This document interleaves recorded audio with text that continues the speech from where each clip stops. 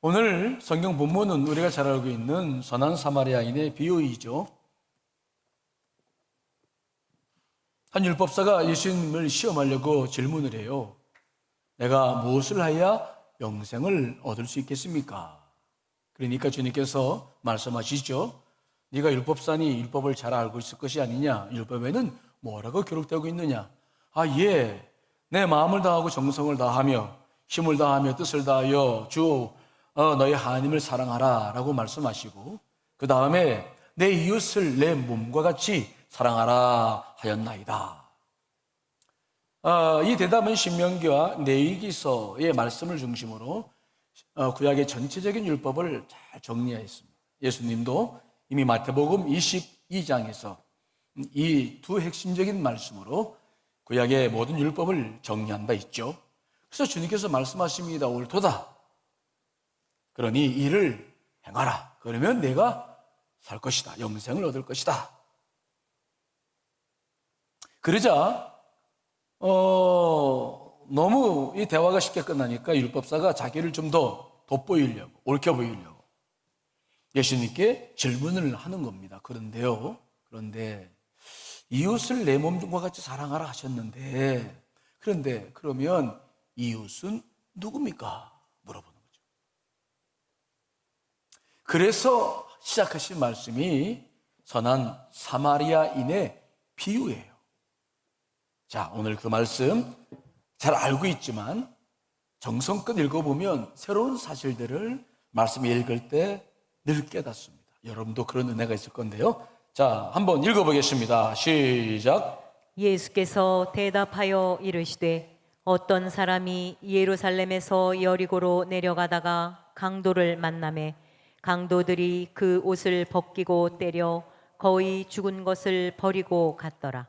마침 한 제사장이 그 길로 내려가다가 그를 보고 피하여 지나가고, 또 이와 같이 한 레위인도 그곳에 이르러 그를 보고 피하여 지나가되, 어떤 사마리아 사람은 여행하는 중 거기 이르러 그를 보고 불쌍히 여겨 가까이 가서 기름과 포도주를 그 상처에 붓고 싸매고 자기 짐승에 태워 주막으로 데리고 가서 돌보아 주니라. 그 이튿날 그가 주막 주인에게 데나리온 2를 내어주며 이르되 이 사람을 돌보아 주라. 비용이 더 들면 내가 돌아올 때에 갚으리라 하였으니. 자, 여러분 이 말씀을 읽으면서 무슨 생각을 하셨나요? 예수님은 예루살렘에서 여리고로 내려가는 길에 강도 만난 사람의 이야기를 시작하셨어요. 예루살렘은 해발이 약 760m고 여리고는 오히려 해면보다 250m가 낮은 지대죠. 그래서 늘 예루살렘을 올라갈 때는 올라간다, 떠날 때는 내려간다, 그런 표현을 하고 있는데, 특별히 그 여리고에는 예루살렘 성전에서 제사 업무를 했던 제사장들과 레위인들이 그 여리고 지역에 많이 살고 있었어요. 왜냐하면 제사장들은 1년 내내 봉사하는 것이 아니라 24 반차에 따라서 1년에 2차례씩 봉사를 해왔기 때문에 봉사가 끝난 사람들은 늘 자기 집에 거주하면서 사람들을 말씀을 가르치는 여러 가지 일들을 해왔는데, 그래서 이 여리고 길이라고 하는 것은 실제 있는 길이고 36km가 되는 긴 길이었어요.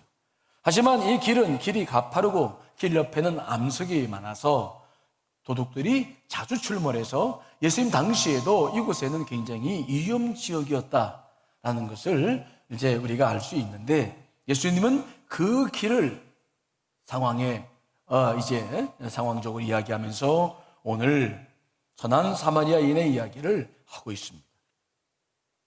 그 길을 어떤 사람이 예루살렘을 떠나서 여리고로 내려가다가 그만 강도를 만났는데 그 옷을 다 빼앗겨 버리고 거의 맞아서 죽은 상태가 된 채 버려졌다. 근데 그때 예루살렘에서 일과를 마치고 여리고로 내려가던 제사장이 봤는데 그냥 지나갔다. 레위인도 봤는데 그냥 지나치고 말았다. 그런데 그때 엉뚱하게도 예루살렘에서 어떤 일을 마치고 돌아가던 사마리아 사람이 있었어요.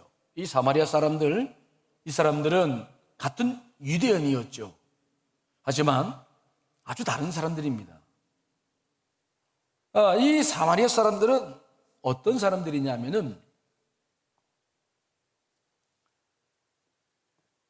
솔로몬 이후에 북이스라엘과 남유다로 나뉘어지죠.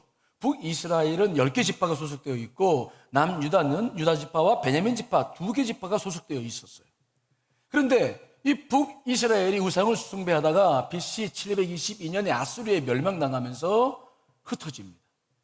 많은 납품을 겪고 그때 아수르 제국에서 많은 사람들이 그 북이스라엘 수도였던 사마리아 지역으로 이주해서 살면서 피가 섞여요. 그래서 그때부터 이 남유다 사람들은 유다 지파만 남아서 유대인이라 부르는데 이 유대인들은 그들을 자기 동족 취급을 하지 않았어요. 같은 동족인데도. 그러니까 굉장히 적개심이 많고 서로 아주 싫어하는 우리나라와 일본쯤 되는 일본보다 더한 그러한 관계가 있었는데 예수님께서는 그 사마리아인을 등장시켜서 글쎄 그 사마리아 사람이 제사장과 레위인은 지나갔는데 그 거의 죽을 뻔한 사람을 이제 치유하고 좀하게 데려가서 그를 온전히 치유할 수 있도록 모든 돈까지 다 제공을 해서 그를 살렸다. 그 비유의 말씀을 하고 있는 것이죠. 그리고 그 비유를 하신 다음에 예수님께서 율법사에게 다시 질문을 해요. 36절로 37절을 읽어보겠습니다. 시작. 내 생각에는 이 세 사람 중에 누가 강도 만난 자의 이웃이 되겠느냐? 이르되 자비를 베푼 자니이다. 예수께서 이르시되 가서 너도 이와 같이 하라 하시니라. 예수님께서는 비유를 다 마친 다음에 율법사에게 물어요. 누가 강도 만난 사람의 이웃이었느냐? 대제사장과 레위인과 사마리아인 중에서 누구냐? 그야 자비를 베푼 자이죠. 즉 제사장이나 레위인이 아니라 선을 베푼 사마리아인이라고 이야기를 하는 겁니다. 그래서 주님께서 뭐라고 말씀하십니까? 그래, 옳은 말이다. 너도 이와 같이 하라. 그리고 대화를 끝내. 여기서 우리가 중요하게 여기야 될 말씀 가운데 하나는 누가 이웃인가에 대한 개념이죠. 율법사가 29절에서 예수님께 질문했을 때는 나의 이웃이 누구입니까? 라고 질문을 해요. 이 질문에는 율법사 자신을 중심에 두고 이웃이 누구인가를 살피려고 하는 자기 중심적 관점이 이미 있었어요. 즉 자기 자신을 중심에 두고 누가 이웃인가? 자기가 판단하는 것이죠. 이것은 유대인들의 일반적 이웃관이었어요. 신학자 키스트 메이커는 유대인들의 이웃 개념을 이렇게 설명하고 있었어요. 유대인들은 일종의 원을 중심한 세계 속에 살고 있다. 원의 중심에는 자기 자신이 있고 그 주위에는 직계, 가족과 친척이 있고 맨 가장자리에는 모두 일반 유대인 후예들과 유대교 개종자들이 위치하고 있었다. 이웃이라는 말은 일종의 호혜적인 의미인데 말하자면 그가 나에게 형제인 것은 내가 그에게 형제이기 때문이다 라는 의미를 갖고 있다. 따라서 이 원은 자기 중심적이며 자민족 중심적이다. 원의 내부에 있는 자들의 복지에 대해서는 그래서 돕지만 원 밖에 있는 사람에게 대해서는 도움을 거부했다.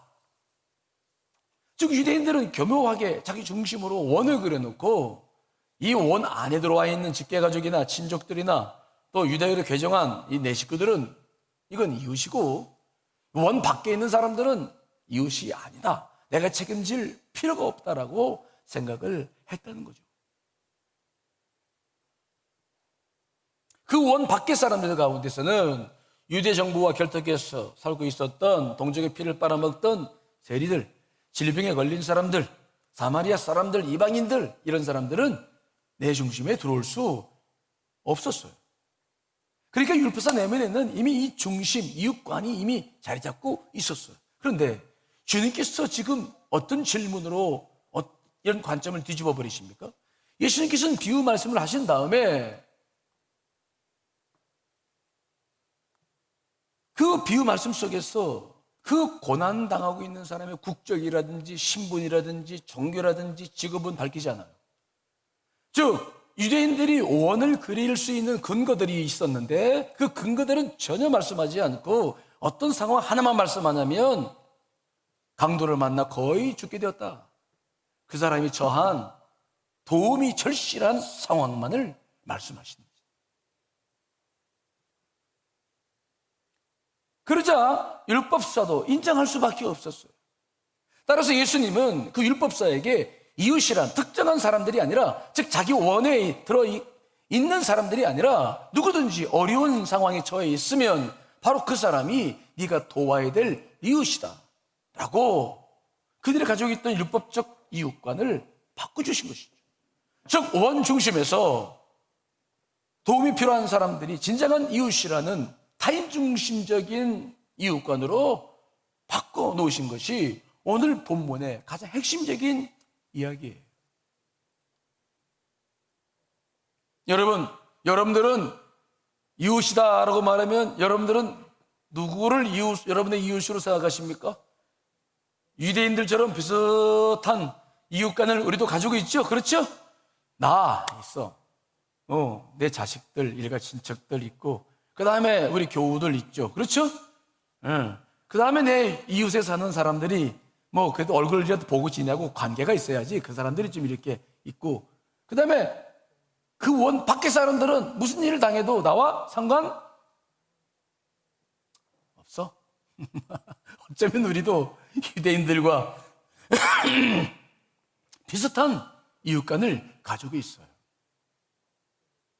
그런데 예수님은 오늘 그런 이웃관을 깨뜨리시는 것이죠. 우리가 견고하게 가지고 있는 이 이웃관을 오늘 주님은 무너뜨립니다. 자, 오늘 그러면 예수님께서 말씀하신 이 등장인물 가운데서 강도도 있었고 강도당한 사람도 있었고 제사장과 레위인과 선한 사마리아인이 있었는데 이 중에서 가장 불행한 사람을 꼽으라면 누구를 여러분들이 꼽을 수 있을까요? 누가 제일 불행해요? 이 대화 속에서, 이 비유 속에서 누굽니까? 제사장과 레위인이라고 생각하시는 분도 있으실 거예요. 그들도 불행합니다. 왜요? 성전에서 한 옆에 제사를 드리고 말씀을 가리키는 사람들이 현장에서는 자기들이 가지고 있던 신앙을 펼쳐 보이지 못하니 이중적 삶을 사는 거 아닙니까? 이거 참 괴로운 일이에요. 저도 목회자지만 이거 어려운 일입니다. 불행한 일이죠. 불행한 일이에요. 이게 가장 불행한 일이다. 저도 생각을 해요. 하지만 이 비유에서 가장 불행한 사람은 누굽니까? 강도 만난 사람. 그 사람이 어쩌다가 이렇게 끔찍한 일을 당했는지 누군지 정확히 나와 있지는 않지만 정말 그 사람이 가장 불행하다는 사실에 대해서는 우리가 부인할 수 없어요. 어쩌다가 저 지경이 됐는지 아이고 얼마나 힘들까. 이제 우리의 관점은 자, 저를 보십시오. 우리의 관점은 이웃의 개념을 넓혀야 돼요. 마지막 때를 사는 사람들은, 마지막 때를 가는 사람들은 예수 그리스도의 마음으로 점점점 바뀌어져 가야 돼요. 그래서 우리도 이 시간에는 우리 이웃관이 바뀌어져야 돼요. 나를 중심으로 하는 이웃관이 아니라 예수 그리스도의 마음으로 우리는 이제는 세계와 역사와 나라와 민족을 볼 수 있는 눈을 점차 열어가야 돼요. 그렇지 않으면 마지막 때에 우리는 우리의 사명을 감당할 수 없어요. 자, 그러면 우리가 이제 시야를 좀 넓혀봅시다. 우리의 원이 아니라 우리의 원 바깥 사람들까지 전체를 다 해서 한번 봅시다. 자, 지금 우리가 살고 있는 이 시대에서 가장 불행하고 어렵고 힘들다 생각하는 사람들은 누구입니까? 여러분 중심으로 생각지 말고 정말 이 시대에 어떤 사람들이 가장 아픔을 가지고 살아간다고 생각하세요? 저는 제일 먼저 아픈 사람들이 기울어진 운동장에서 뛰고 있는 이 시대의 청년들이라고 생각해요.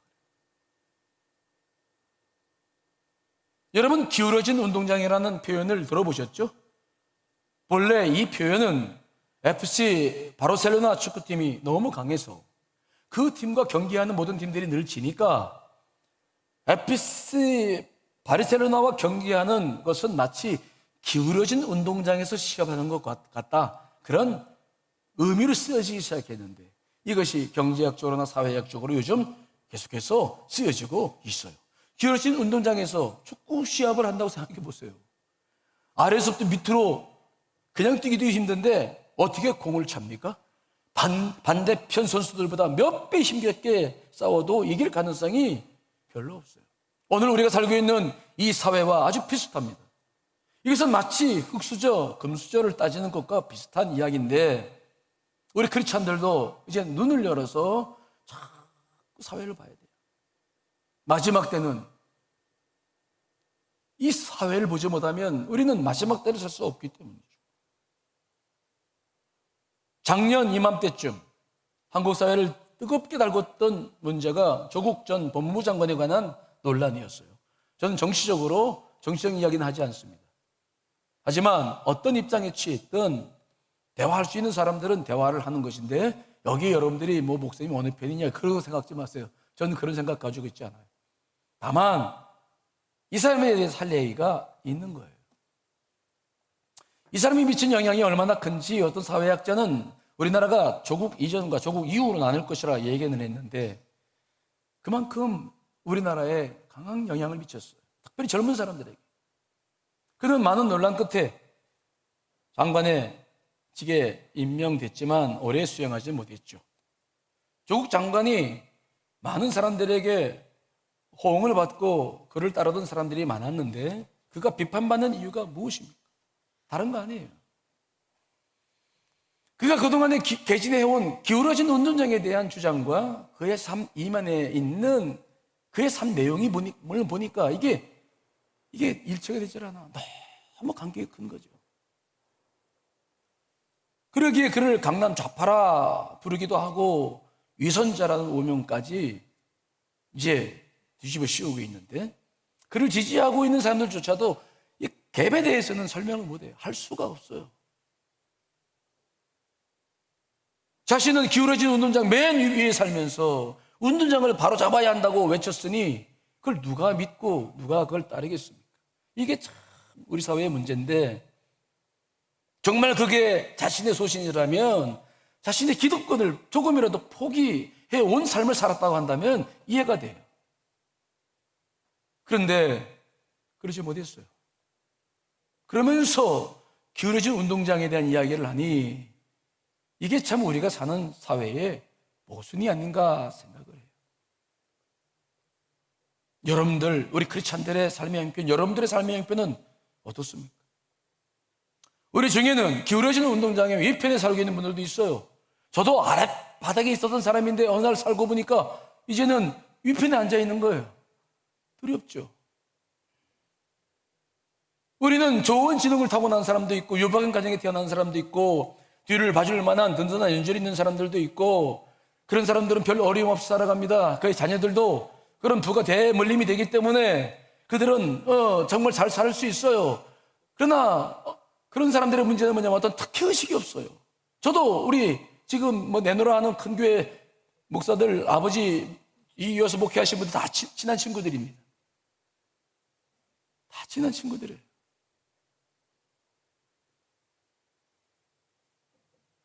근데 그들이 모르는 게 있는데 자기도 떳떳하게 다른 사람과 경쟁해서 돌아왔다고 그러는데 그건 말이 안 되죠. 정말 얼마나 많은 사람들이 이 기울어진 운동장 때문에 고통받고 용기를 잃고 살아가는지를 모르는 거예요.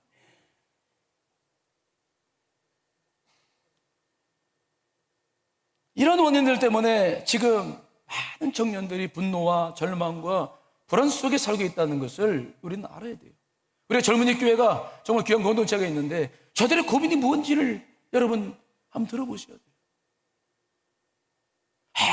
아무리 노력해도 안 돼요. 집 하나도 못 사요. 평생 노력해도 어떻게 결혼을 하고 어떻게 그들의 미래를 펼쳐나가고 다음 세대를 그들이 이끌어갈 수 있겠습니까?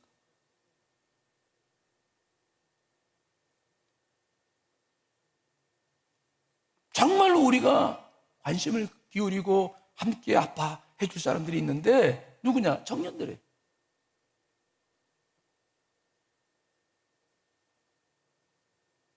그들은 일하고 싶어도 대기업이 사람들을 뽑아야죠. 요즘 뽑습니까? 갈 자리가 없는 거죠. 어디든지 뽑는 사람들이 없어. 그저 아르바이트 좀 해서 살긴 사는데 그러니 미래가 보일 수 있겠어요? 우리 크리스찬들이 이 시대를 살아가면서 자기 중심적 이웃감만 가지고 기도를 하다 보면 우리는 너무 협소한 사람들이 돼요. 마지막 때를 사는 우리들은 눈을 열어서 이런 시대를 볼 수 있는 눈을 열어야 될 줄 믿습니다. 이제는 눈을 좀 열어야 돼. 아, 이 시대에 지금 누가 고통받고 사나? 누가 우리의 이웃인가? 우리 기성세대들은 청년들의 분노와 눈물을 이해할 수 있어야 돼요.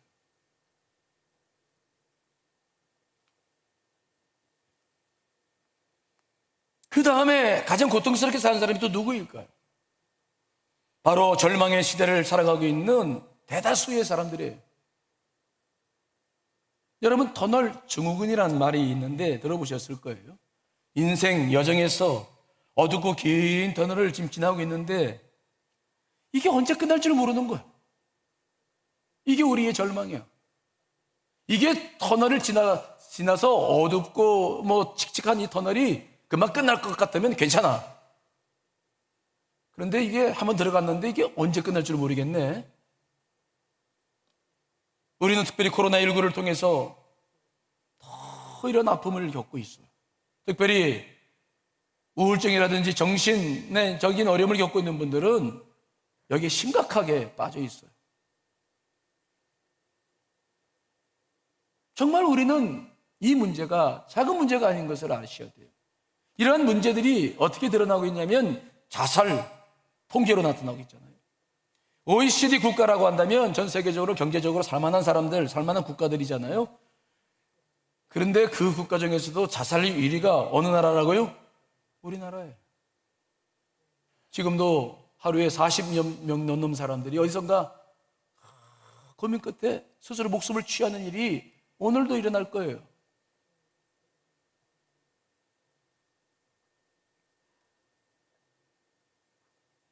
한국인의 사망 원인 4위가 자살이고요. 교통사고보다 훨씬 높아요. 특별히 요즘 최근에 통계를 보니까 20대 자살률이 높아져요. 젊은 사람들이. 또 70대, 80대 노인들의 자살률. 왜? 너무 외롭고 혼자 살아야 되니. 이게 정말 외면할 수 없는 일들 아니겠어요?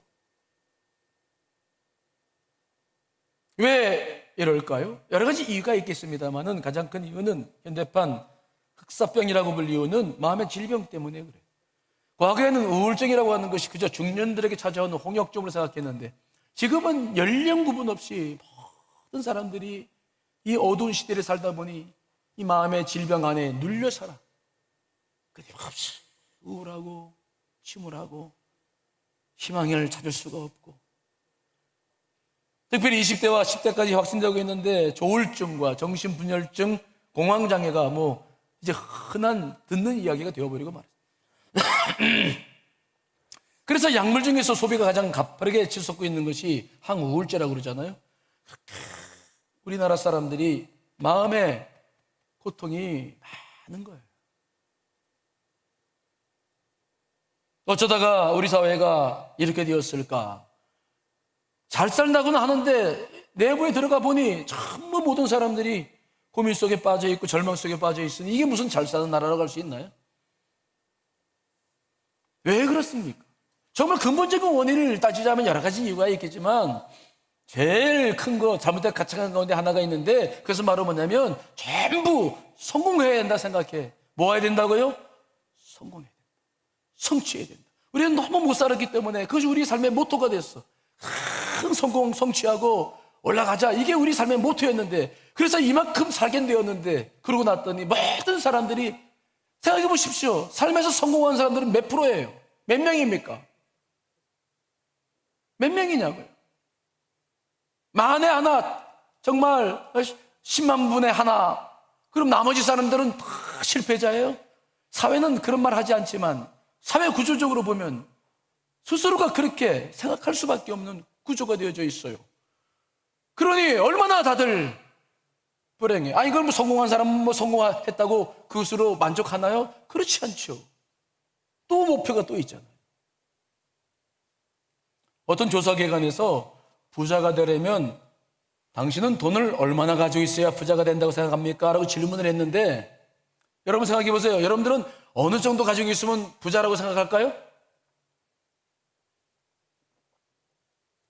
연희미 집사님, 어느 정도 돈을 가지고 있으면 부자라고, 난 부자야 라고 할까? 농촌 할머니들에게 질문했더니 할머니들이 그러더래요. 나는 내 수중에 1,000만 원 내가 만져볼 수 있으면 나 부자라고 생각한다고. 돈의 가치가 다르죠.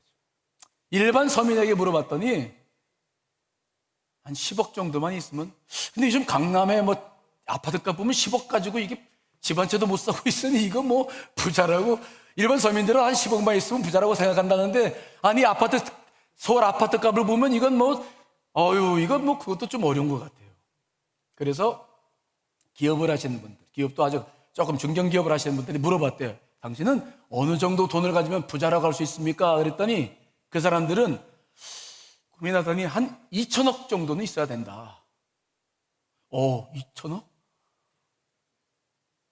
단위가 달라. 그러니 아니, 부자라는 기준이 뭡니까? 우리는 부자라는 기준도 없이 부자가 되겠다고 살아가고 있는데, 어느 정도 됐다 싶으면 또 앞에 못 보여요. 살려가 뭐 앞에 못. 그러니 이 나라에서 이게 지금 행복을 누리며 살만한 사람들이 도대체 얼마라는 겁니까? 우리 사회가 만들어내고 있는, 아니 우리가 스스로가 빠져있는 가치관이 이렇게 우리를 비극적으로 만들어요. 패배자로 만들어요. 패배자로. 요즘 뭐 트롯이 뜨고 있는데 난 그거 가끔 볼 때마다 기분이 안 좋은 게 뭐냐면, 이렇게 경쟁을 시키고 그냥, 아니 노래라는 게 저는 잘 모르지만 뭐 이렇게 부를 수도 있고 저렇게 부를 수 있는지, 아니 그걸 뭐 어떻게 통계주사 해가지고 점수로 사람들 해가지고 막 전부 줄을 세워가지고 뭐 1등 해가지고 전체 사회 구조가 그렇게 만들어지고, 모든 사람들이 그걸 좋다고 또 박수치고 막 그 사람들을 또 막 이명웅인가 하는 놈, 우리 집사람이 좋아하는데 그 놈이 또 떠가지고, 아니 그 점수가 뭘 의미하는 겁니까? 그게 전체 사회 구조가. 그러니 그 나머지 떨어진 사람들은, 그러면 그 사람들 다 실패자예요? 우리는 참 이런 나쁜 시대를 살아가요. 뭘 해도 그냥 경쟁. 이것이 어떤 사회를 만들고 있는지 우리는 볼 수 있어야 돼요. 이젠 볼 수 있어야 돼요. 어떤 사회를 이미 만들고 있는지를 볼 수 있어야 돼요. 이제 속아서는 안 돼요. 사업을 하더라도, 기업을 하더라도 무엇 때문에 하는지 분명한 자기 목표가 있어야 돼요. 돈에 사로잡히고 안 됩니다. 성공에 사로잡히면 안 돼요. 그것은 정말로 우리를 망하게 하는 일이죠. 자, 디모데전서 6장 9절로 10절 말씀을 한번 읽어보겠습니다. 시작. 그러나 부자가 되기를 원하는 사람은 유혹과 올무와 여러 가지 어리석고도 해로운 욕심에 떨어집니다. 이런 것들은 사람을 파멸과 멸망에 빠뜨립니다. 돈을 사랑하는 것이 모든 악의 뿌리입니다. 돈을 줬다가 믿음에서 떠나 헤매기도 하고 많은 고통을 겪기도 한 사람이 더러 있습니다. 부자가 되기를 원하는 사람들에 대해서 말씀하고 있어요. 부 자체가 문제가 되는 게 아닙니다. 돈을 사랑하는 것이 만약에 뿌리라고 말씀하는 거예요. 돈은 중립적인 것입니다. 굉장히 필요합니다. 교회에서도 필요하죠. 선교할 때도 필요하고. 돈은 중립적인 거예요. 소중한 것입니다. 선한 것입니다. 그런데 돈을 사랑하는 것이 모든 악의 뿌리다. 성공.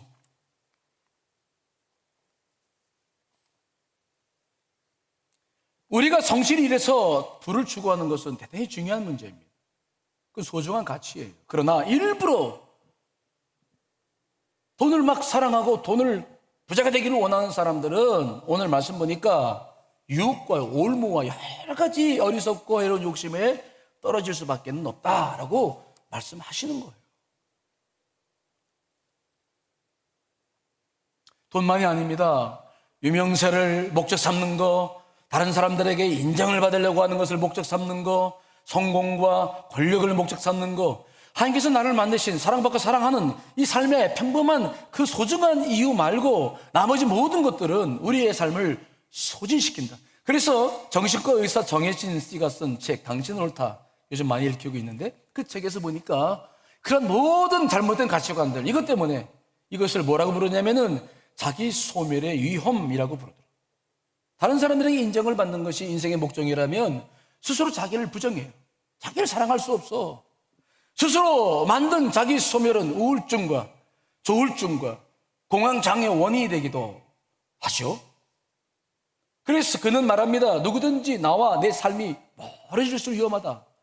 내 삶과 내가 멀어져. 진정한 나와 내가 추구하는 게 달라.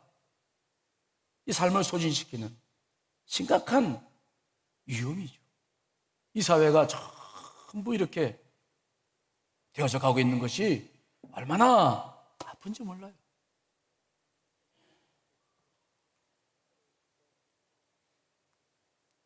성공했다고 자기를 자부하는 사람들은 그렇게 소수일 거예요.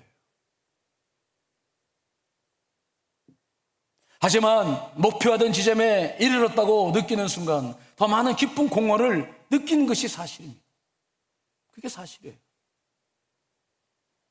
그 공허는 사랑이 아니고서는 채워지지 않아요. 그 자리를 다른 무엇으로 채우기 위해서 몸부림치다가 결국 인생을 망치는 것이죠. 반면 많은 사람들은 이 과정 속에서 다 패배자가 됩니다. 그것이 우울증을 더 심하게 만들고 있는 원인이 되죠. 뭔가 성취하는 것을 살아야 하는 이유로 착각하는 것은 바로 사회적 질병이죠.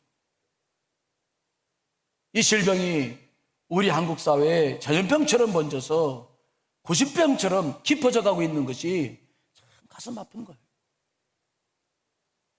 이런 관점으로 보니까 이 시대를 사는 우리가 마치 우리 인생을 강도 많은 사람처럼 느껴지는 거죠. 내 인생을 잘못된 가치관에 빼앗긴 인생을 강도 많은 사람들이 누구냐? 대다수의 사람들이죠.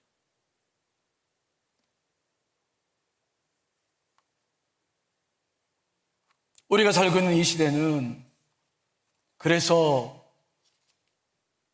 여러 가지 기후재앙의 문제뿐만 아니라 마지막 때가 오고 있지만 모두가 아픈 시대라는 사실을 뼛속 깊이 느낍니다. 참 아프다. 우리가 아픈 시대를 살고 있다. 다들 멋있는 사람들이고 존귀한 사람들이고 다 지금 잘 살고 있는데 스스로 내면에서는 다 자기를 패배자로 여기고 있으니, 낙오자로 생각하니 하늘 보시기 얼마나 마음이 아프시겠어요.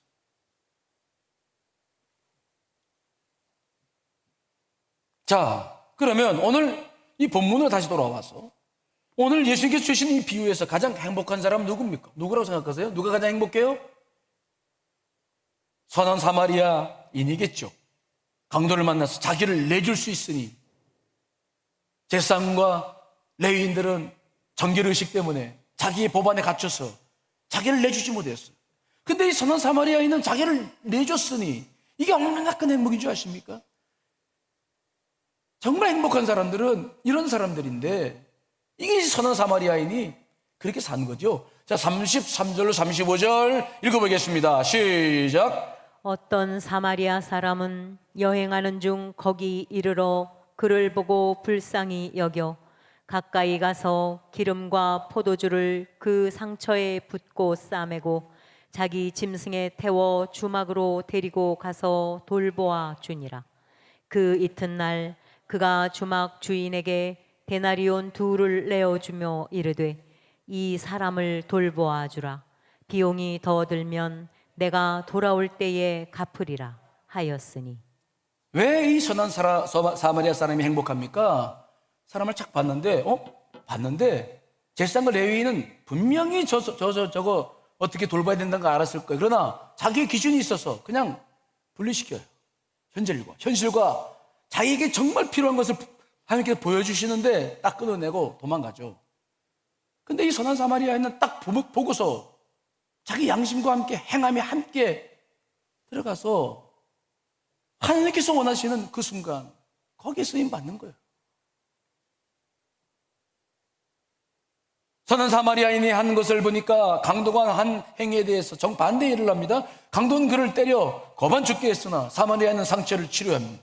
강도는 그를 버리고 갔으나 사마리아인은 그를 데리고 여관으로 데리고 들어가죠. 강도는 그의 돈을 다 빼앗았으나 사마리아인은 자기 돈을 들여서 그를 치유해주고 부족하면 더 주겠다고 말하고 여관 주인의 마음까지 준비시켜서 그를 살리는 것을 우리가 보는 거죠.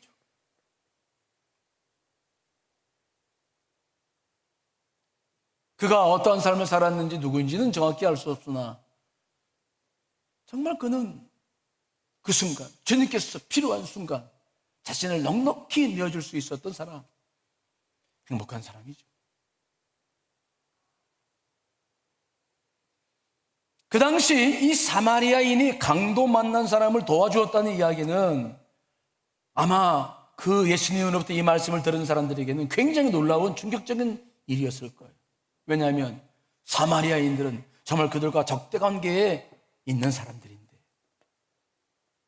근데 그 사람이 정말 참된 일을 했다는 사실이 그들에게는 굉장히 충격이 아닐 수가 없었을 거예요. 그러나 우리 예수님께서 사마리아인을 등장시킨 이유가 무엇입니까? 그들이 가지고 있는 이 원주적인 개념의 이웃관을 철저하게 부서뜨리는 거죠. 그들은 생각지도 않았던, 이웃이라고 생각지도 않은 그 원 안에 들어올 수 없는 사람인데, 주님은 이 사람이 선한 사람이 정말 이웃을 잘 섬긴 것이 아니냐, 참된 이웃이 아니냐, 고난 속에서 쓰러져 있는 사람들에게 자신을 내줄 수 있는 정말 그런 사람이야말로 참다운 크리스천이다. 유대인이 갖고 있던 이웃의 범죄를 철저하게 무너뜨리고 계신 거예요. 우리에게 이 시대에도 이게 필요해요. 교회 안에서 그저 우리끼리만 그저 굉장히 소중한 일이지만, 먼저 소중한 일이지만, 그러나 이제 이 교회가 세상으로부터 지탄받는 이유가 무엇입니까? 자꾸 교회만. 이거 넓게 봤을 때는 우리가 하나님 앞에 그렇게 잘하는 것은 아니라 생각해요.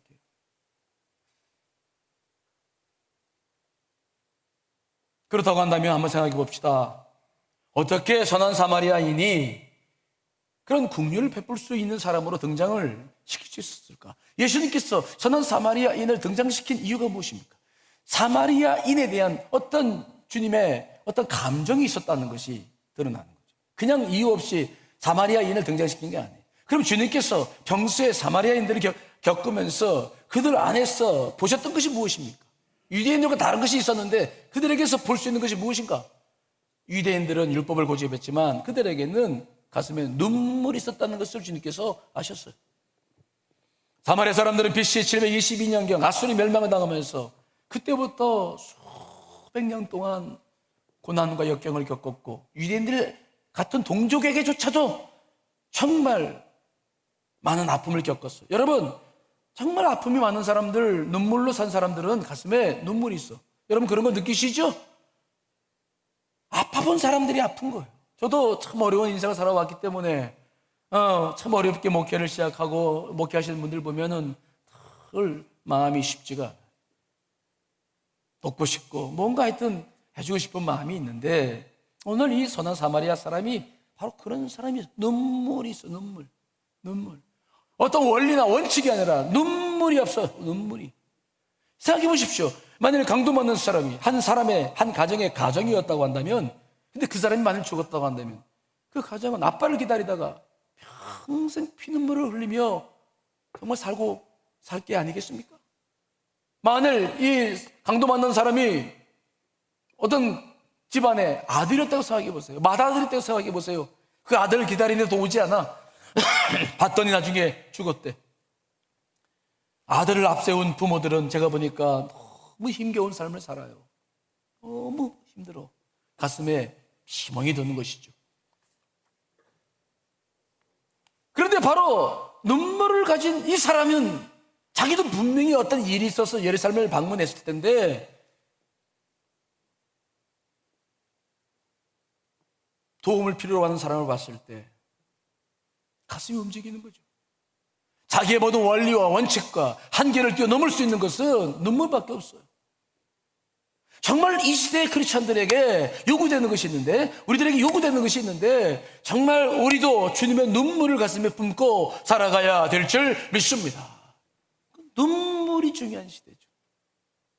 우리 감리교회에서 유명한 초대 부흥 강사이셨던 이용도 목사님, 눈물을 주소라는 시에서 이렇게 노래를 합니다. 오늘의 우리는 눈물이 말랐습니다. 눈물 없는 곳에 못된 것들만 무성하여 있습니다. 눈물은 살균력이 있습니다. 원망, 불평, 이기 등은 전염병과 같아서 자신을 죽이고 또 남의 가슴에 살촉을 박아 죽게 하는 악독한 병균입니다. 이 모든 균들은 눈물로써 죽일 수 있습니다. 동정의 눈물을 쏟아질 때, 뜨거운 사람의 눈물이 쏟아질 때 남을 원망하는 것이나 시기 질투, 시기 불행, 이기 행위 등 모든 불선의 병균은 다 죽어버리고 맙니다. 그리고 따뜻하고 온유하고 예쁜 새 마음을 내어줍니다. 마치 상처에 소독을 한 후에 새살이 돋아 나오듯이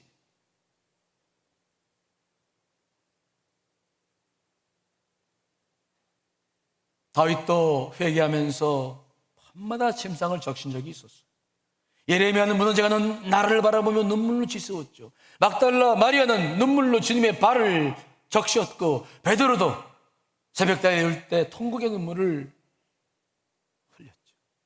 이런 우리의 눈물, 예수님께서도 마지막 예루살렘을 바라보며 뭐라고 말씀하셨습니까? 예루살렘아 예루살렘아, 선지자들을 죽이고 내게 파송된 자들을 돌로 치는 자여, 암탉이 그 새끼를 날개 아래에 모음같이 내가 내 자녀를 모으려 한 일이 몇 번이더냐.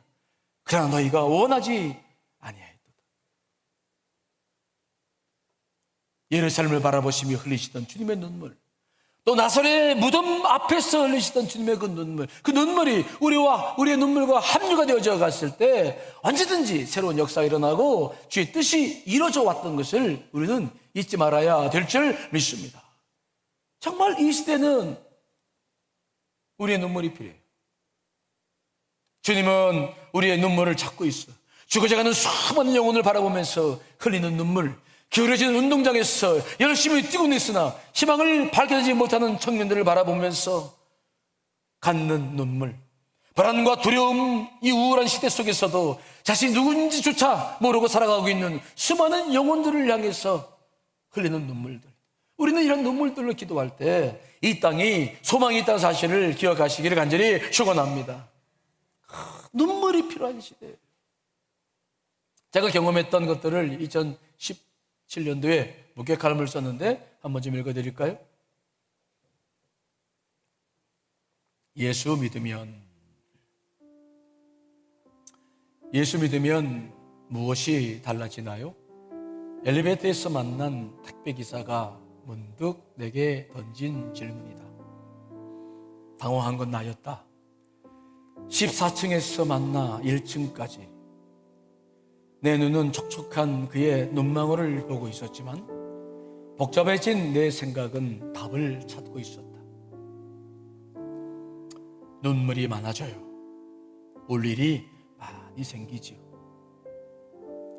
허기진 그의 눈가에 금세 눈물이 고인다. 붉어진 내 눈과 마주치자마자 고개를 휙 돌리더니 사라지고 만다. 예수를 믿으면 눈물이 많아진다. 주님의 눈물이죠. 주님의 아픔이죠. 그분의 영이 내 안에 들어오는 것이 예수 믿는 거 아닙니까? 마지막 때를 사는 우리들은 정말 내 욕심과 내 목표와 내가 계획해 놓은 것들만이 아니라 이제는 정말 주님의 눈물, 무엇을 그분이 아파하시는가? 내가 힘들고 어려우니 다른 사람 돌볼 겨를도 없습니다 라고 말씀하지 마세요. 내가 어렵다고 내 것만 코박는다고 문제 해결되지 않아요. 오히려 주님의 마음을 품고 모든 걸 보기 시작했을 때 위로부터 주시는 축복과 위로와 은혜가 여러분 가운데도 충만하게 임하게 될 줄 믿습니다. 이 시대는 모두가 아픈 시대예요. 모두가 아파요. 기울어진 운동장 맨 위쪽에 앉아있는 분들도 계십니다. 겸손하게 섬기고 주어진 것들을 활용해서 주의 뜻을 이루어야 되겠죠. 하지만 기울어진 운동장 맨 밑바닥에 있다고 실망할 필요 없어요. 주님께서 우리와 늘 함께 하시기 때문에 그분의 사랑이 우리 안에 깊이 들어와 있기 때문에 우리는 어느 곳에서도 행복할 수 있거든요. 어두운 시대를 살아가고 있습니다. 추석 이후에 다시 한번 마음을 모으고 눈물로 기도하는 저와 여러분이 되시기를 간절히 축원합니다.